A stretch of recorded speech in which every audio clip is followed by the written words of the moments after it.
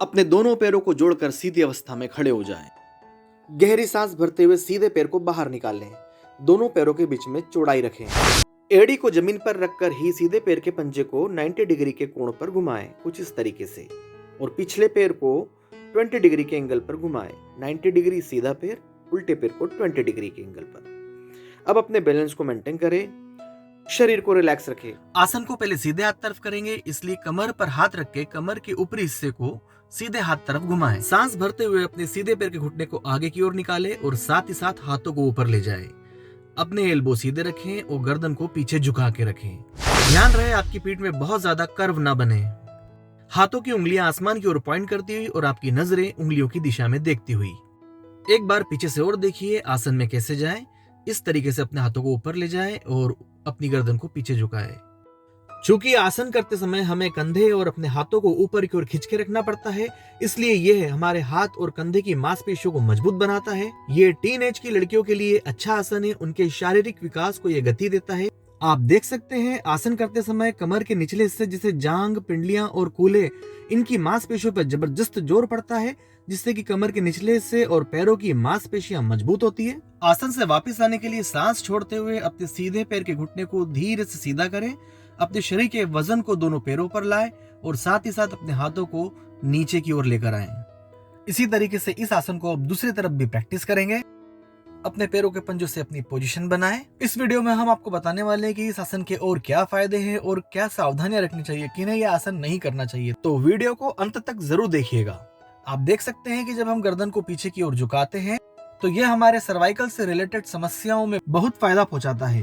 गर्दन को पीछे झुका लेने से आगे से थ्रॉट रीजन की स्ट्रेचिंग होती है, जिससे कि खर्राट आने की समस्या दूर होती है।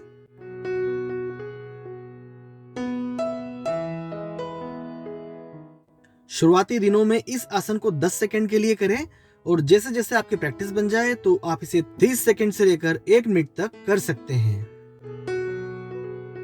आइए अब इस आसन को पीछे से देखना भी जरूरी हो जाता है, ताकि जब हम इसके फायदे आपको बताएं तो आप इसके फायदों को समझ सके। ध्यान रखने वाली बात यह है कि जब आप अपने घुटने को बाहर की ओर निकालते हैं तो आपका घुटना और एंकल एक ही लाइन में हो। याद रखिएगा कि आपका घुटना आपके एंकल से आगे न चले जाए। ध्यान से देखिए, आपके ग्रोइन एरिया में मैक्सिमम स्ट्रेचिंग पैदा करता है यह आसन, जिससे कि पेल्विक एरिया में ब्लड फ्लो बढ़ता है। इसीलिए ये इनफर्टिलिटी, महिलाओं में पीरियड्स की अनियमितता है, किसी भी प्रकार की सेक्सुअल समस्याएं और पीरियड्स के दौरान होने वाला पीठ, कमर और जांघों के दर्द से छुटकारा भी दिलाता है। आइए आपको आसन के दौरान अन्य फायदों को भी समझा दिया जाए। आप देख रहे हैं आपके अपर लिम्ब और लोअर लिम्ब, दोनों ही लिम्ब्स की एक साथ फुल स्ट्रेचिंग हो रही है, जिससे कि दोनों लिम्ब्स को एनर्जी देता है और थकान दूर करता है। आपके एब्डोमेन के ऑर्गन्स के वर्क को स्टिमुलेट करता है। जिन लोगों में शुरुआती दौर में बैलेंस की कमी होती है वे इसे इस तरीके से साइड में आर्म्स को लिफ्ट करके भी आसन की प्रैक्टिस कर सकते हैं। वीरभद्रा आसन 1 शरीर को कुछ इमोशनल फायदे भी पहुंचाता है। इनमें प्रमुख है, ये कॉन्फिडेंस इंप्रूव करता है और सेल्फ स्टीम को बढ़ावा देता है। शरीर के अंदर स्टेबिलिटी और बैलेंस को इंप्रूव करता है।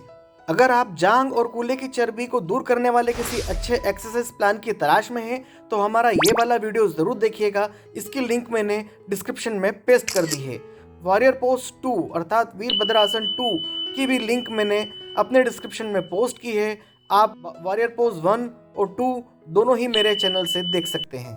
वीडियो अच्छा लगा हो तो इसे शेयर जरूर करिएगा, और अगर आप मेरे चैनल पर पहली बार आए हैं तो मेरे चैनल को सब्सक्राइब जरूर करिएगा। मैं इसी तरीके से हेल्थ रिलेटेड वीडियोस बनाते रहता हूं। सब्सक्राइब करके मेरा और मेरी टीम का हौसला बढ़ाने के लिए धन्यवाद।